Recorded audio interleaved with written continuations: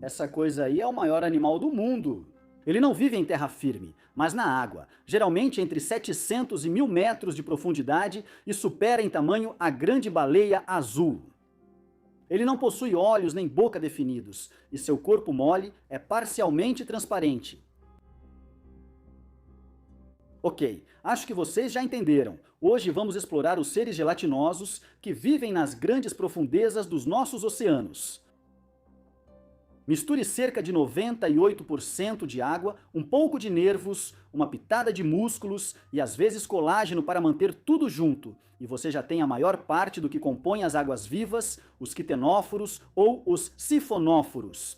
Tantas criaturas 100% fascinantes, das quais a maioria das espécies que vivem nas profundezas abissais permaneceu desconhecida para nós por muito tempo. Vale ressaltar que os que chegavam às praias ou eram achados em nossas redes quase sempre surgiam como uma massa informe, após se desmancharem durante a subida. E para realmente captar toda a beleza delicada dessas criaturas, muitas vezes bioluminescentes, foi preciso esperar até meados dos anos 80 para finalmente sermos capazes de descer e observá-las evoluindo em seu ambiente natural. Graças aos robôs autônomos de organismos de pesquisa como EV Nautilus, MBARI ou o Schmidt Ocean Institute, que há algumas décadas descem regularmente ao coração dos abismos e nos trazem de suas expedições de pesquisa imagens fabulosas, hoje conhecemos cerca de 2.000 espécies de animais gelatinosos. E a cada ano, cerca de 50 novas espécies são descobertas. E essas campanhas regulares de estudos das grandes profundezas nos permitiram descobrir que esses seres, muitas vezes translúcidos, ocupam um lugar central nos oceanos. Na verdade, estima-se que, considerando todas as criaturas gelatinosas encontradas desde as águas superficiais até as grandes profundezas, elas constituem o grupo de animais mais comum nos oceanos. E embora sejam animais, não possuem dentes ou garras. Quase todos são predadores que podem ser temíveis.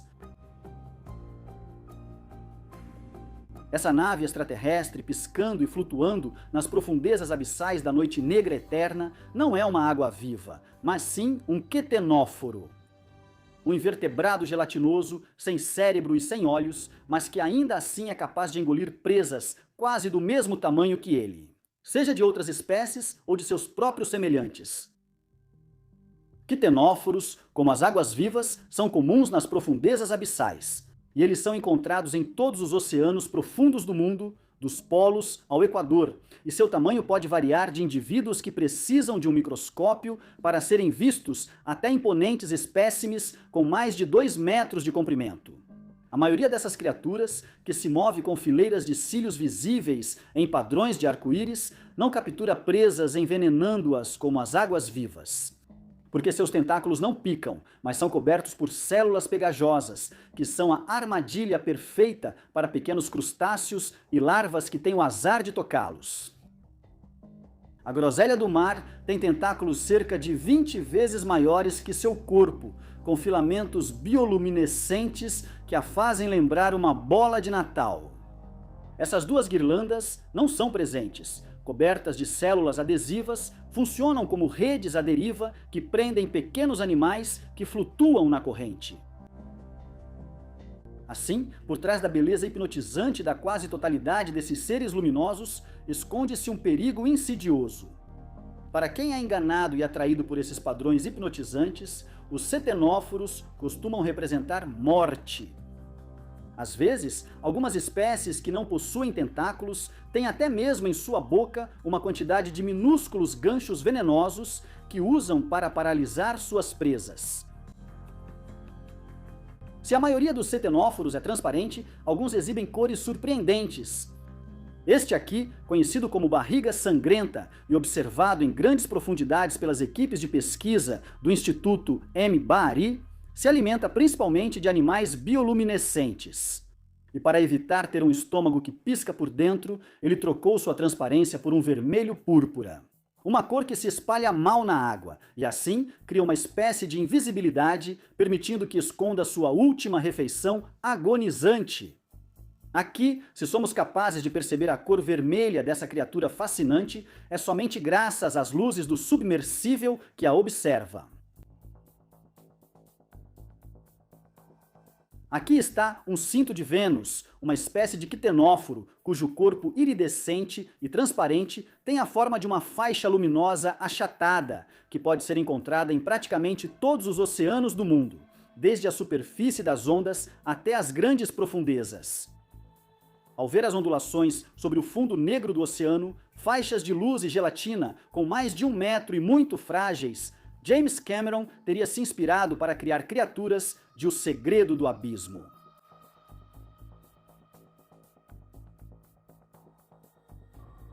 Talvez ainda mais estranho do que os quitenóforos, aqui está um sifonóforo. Esse organismo aparentado com as águas vivas não é um animal, são milhares, às vezes milhões deles, que todos juntos formam uma colônia. Assim, e ao contrário do que sua visão diz, isto não é uma criatura única. Ali, estruturados em torno de um longo cordão central, há uma infinidade de pequenos animais diferentes, chamados zooides, que trabalham juntos, dividem as funções biológicas, constroem em grupo e por brotamento tipos de órgãos especializados para fazer o sifonóforo funcionar como um único superorganismo. Nessas colônias extensas, cada zooide tem uma função específica. Alguns, responsáveis pela propulsão, constroem sinos de natação cheios de gás, usados para locomoção e como flutuadores. Enquanto outros desempenham o papel de estômago e se dedicam exclusivamente à digestão ou servem de isca, e constroem e estendem cortinas de tentáculos urticantes que tornam os sifonóforos temíveis. Pequenas criaturas atraídas por essas luzes podem morrer logo, pois milhares de fogos de artifício vêm de tentáculos bioluminescentes e tóxicos. Não é preciso ter mandíbulas poderosas, força muscular ou dentes afiados quando se sabe sintetizar venenos potentes. Nesse estranho agrupamento gelatinoso, seja qual for a função dos zooides, alimentação, defesa ou reprodução, todos trabalham pelo bem comum e compartilham os recursos, o fruto de suas presas, com todo o animal colonial. Aliás, nenhum zooide é capaz de viver sozinho. Assim, aqueles responsáveis pela digestão compartilham os nutrientes, a energia obtida, que é então distribuída por toda a colônia. Uma das grandes vantagens de ser um animal colonial é que, quando são mordidos, os sifonóforos podem se livrar de uma parte do corpo sem correr o risco de morrer. Para isso, basta reconstruírem o órgão danificado ou perdido para continuarem existindo. Enquanto a maioria dos sifonóforos se contenta em filtrar alimentos capturando o plâncton presente na água, essas longas cadeias translúcidas que flutuam nas correntes do oceano aberto podem se alimentar de pequenos crustáceos, peixes ou outros sifonóforos, quando seu tamanho permite. Pois mesmo que, individualmente, cada zooide seja minúsculo, muitas vezes com menos de 1 milímetro de comprimento, em grupo eles podem formar conjuntos verdadeiramente gigantescos. Lembra do organismo que mostrei no início do episódio? Um sifonóforo que se parece com um fio enrolado em espiral e que provavelmente chega a cerca de 50 metros de comprimento, além de possuir mais de 300 estômagos. Gosto muito da ideia de que o maior animal colonial do mundo seja extremamente frágil e capaz de se reconstruir em caso de danos.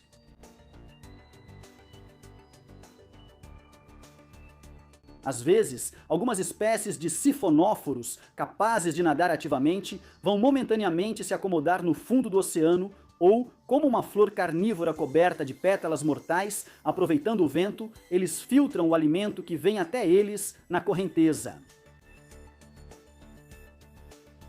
Sifonóforos não são os únicos organismos coloniais das grandes profundezas. Essas estruturas translúcidas e tubulares são pirossomos. Assim como nos sifonóforos, há aqui milhares de zooides individuais, com a diferença de que estes são praticamente idênticos uns aos outros e são muito pouco especializados. Uma vez reunidos em grupo, eles formam essas estruturas ocas, que lhes permitem capturar e digerir presas dentro de suas armadilhas mortais. Excepcionalmente, pirossomos de tamanho muito grande podem até ser observados próximos à superfície por mergulhadores que deveriam jogar na loteria. Nessa profusão de seres vivos, com texturas de gelatina, agora é hora de falar das águas-vivas, os animais gelatinosos mais conhecidos. Formadas principalmente pelo mesmo elemento em que habitam, as águas-vivas das grandes profundezas talvez sejam ainda mais fascinantes que as de superfície. Porque as bolsas de água que encontramos no fundo dos abismos têm formas, cores e tamanhos de uma variedade impressionante. Algumas dessas águas-vivas piscam, enquanto outras perderam a transparência e ficaram quase opacas. Há águas-vivas a centenas de metros de profundidade pouco maiores que um grão de areia, enquanto as maiores atingem 20 metros. A maioria parece um guarda-chuva aberto e se deixa levar pela corrente, mesmo que o movimento não seja totalmente passivo. Pois, ao expelirem regularmente água através de suas cúpulas, contraindo sua umbrella, elas podem percorrer sozinhas até 1 quilômetro por dia. Apesar de tudo, essas criaturas sem músculos ainda dependem das correntes para se mover e, como os balões, não controlam totalmente seu destino. Mas não se preocupe com elas, pois por trás desses movimentos suaves e despreocupados também se escondem predadores que podem ser terríveis. Se as águas-vivas existem há pelo menos meio bilhão de anos, ou seja, há mais tempo do que qualquer outro animal com múltiplos órgãos. Apesar de não terem cérebro, coração, olhos ou medula espinhal, só possuem um sistema nervoso simples ao redor da umbrella, permitindo sentir correntes. É porque elas têm muitas vantagens a seu favor. Lá, essas bolhas de água e vida podem significar morte para quem as toca. Os tentáculos transparentes sob a campânula, usados para capturar plâncton, crustáceos e peixes, são cheios de arpões. A epiderme das águas-vivas costuma ser coberta por nematocistos, células que contêm enroladas minúsculas setas elásticas envenenadas e prontas para serem disparadas, injetando seu veneno para atordoar ou matar. Some-se a isso o fato de que algumas águas-vivas podem se alimentar dos próprios tecidos em caso de escassez. E você começa a entender como esses sacos compostos por 95% de água conseguiram conquistar os oceanos de todo o planeta, da superfície das ondas às profundezas abissais. Muitas águas-vivas que vivem nas profundezas do oceano também são bioluminescentes. A água-viva atola, com cerca de 15 centímetros, é frequentemente encontrada por rovers a mais de 500 metros de profundidade. E quando ela se sente ameaçada, começa a produzir luz, e seu umbrella então começa a emitir flashes vermelhos e azuis. O espetáculo de bioluminescência assusta predadores e também os denuncia apontando-os com o dedo, ou melhor, com os tentáculos. Porque na escuridão quase total que reina nas profundezas, onde essas águas-vivas vivem, começar a piscar e brilhar é uma forma de iluminar aqueles que tentam te engolir e, como efeito colateral, convidar eventuais predadores dos seus agressores que estejam por perto para atacá-los. É, de certa forma, o equivalente a um alarme anti-roubo ensurdecedor. Com a diferença de que aqui, na escuridão, o método de defesa não é a produção de som, mas de luz. Às vezes, as criaturas que vêm perfurar as trevas ao redor com seu brilho parecem simplesmente irreais. Aqui, as câmeras do rover encontraram uma água-viva, cujas partes internas, por onde circulam os nutrientes, são desenhadas através da campânula transparente por bioluminescência. Para realmente apreciar a beleza hipnotizante desses seres gelatinosos, o melhor é apagar os faróis dos rovers. E então nascem estrelas efêmeras, salpicando a noite escura do oceano profundo com tons de rosa e vermelho. Na primeira vez que as equipes de Nautilus encontraram Dipstaria enigmática, eles pensaram que era uma placenta de baleia ou um saco de lixo. Antes da membrana se mover e mudar de forma, perceberam que estavam diante de uma criatura surpreendente. Porque Dipstaria enigmática é uma água-viva gigante, com mais de meio metro de largura, cuja campânula é diáfana, transparente e desprovida de tentáculos urticantes. Para se alimentar, fecha suas camadas de pele gelatinosa, aprisionando presas minúsculas que flutuam na água. Quase todas as Dipstaria que foram observadas no oceano profundo, entre 600 e 1.700 metros abaixo da superfície, abrigavam escondidos sob seu véu uma espécie de animal de estimação, um pequeno isópode vermelho vivo que havia escolhido morar dentro da campânula. Não se sabe se esse habitante improvável é parasita ou benéfico para seu hospedeiro. Apesar de imponente, Dipstaria ainda é uma anã no reino das águas-vivas gigantes. Se a compararmos com Stygio Medusa gigantea, que com sua cabeça podendo sozinha ultrapassar 1 metro, é um dos maiores predadores invertebrados que já foram descobertos no oceano. Aqui, imortalizada por um dos submarinos do Instituto MBARI, a 1.000 metros de profundidade, essa aparição fantasmagórica opaca também não possui tentáculos. Em vez disso, ela tem 4 braços enormes em forma de faixa, que ondulam seguindo a corrente para envolver suas presas. E, curiosamente, dentro dessa perigosa água-viva, também achamos algo escondido entre as fitas negras, que podem passar de 10 metros, um pequeno peixe das grandes profundezas, que aparentemente encontrou ali um refúgio particularmente eficaz para se esconder. Seja ela excepcionalmente quase tão escura quanto as águas em que vive ou que brilhe intensamente, todas essas águas vivas com movimentos sinuosos são um convite para comer, para os peixes-lua, que são de certa forma a pior encarnação do mal. Um pesadelo em estado puro se você for uma água-viva. Frequentemente vistos a até 600 metros de profundidade em oceanos tropicais e temperados, esses enormes peixes ósseos frequentemente passam de 1 tonelada e que podem atingir, nos maiores exemplares, até 2.700 kg, fazem parte dos maiores consumidores de organismos gelatinosos de todo o planeta. Estima-se que um peixe-lua de apenas 250 quilos precisa ingerir cerca de 100 quilos de águas-vivas por dia para suprir suas necessidades calóricas. O problema é que, em energia, comer uma água-viva equivale a beber um copo de água com um pouco de óleo. As águas-vivas, os quitenóforos e os sifonóforos são um convite à contemplação do que deriva sob a superfície turva dos mundos abaixo.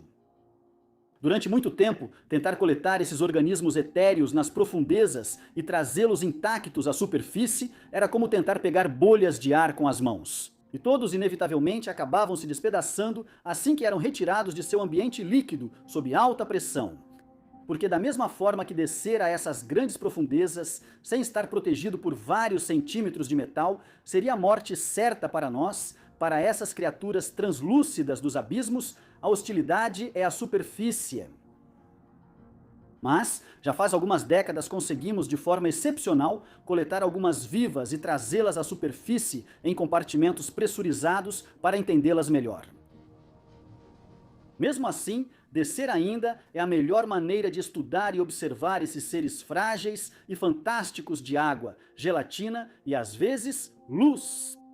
Talvez você goste de saber que no mundo todo, águas-vivas, citenóforos, sifonóforos e cefalópodes estão indo bem, pois a sobrepesca que afeta os peixes reduz bastante seus predadores e concorrentes. Enquanto muitos animais marinhos têm dificuldade para se adaptar ao aumento da temperatura e acidez dos oceanos, esses organismos sem cérebro se adaptam facilmente a essa nova realidade. Prosperam tanto em certas regiões que viram uma praga, nada mal para espécies com quase tanta água quanto uma alface. Se você gostou deste episódio, não esqueça de compartilhar e se inscrever. Você também pode me apoiar no Tipeee e encontrar conteúdos tão compactos quanto uma água viva seca no meu Instagram.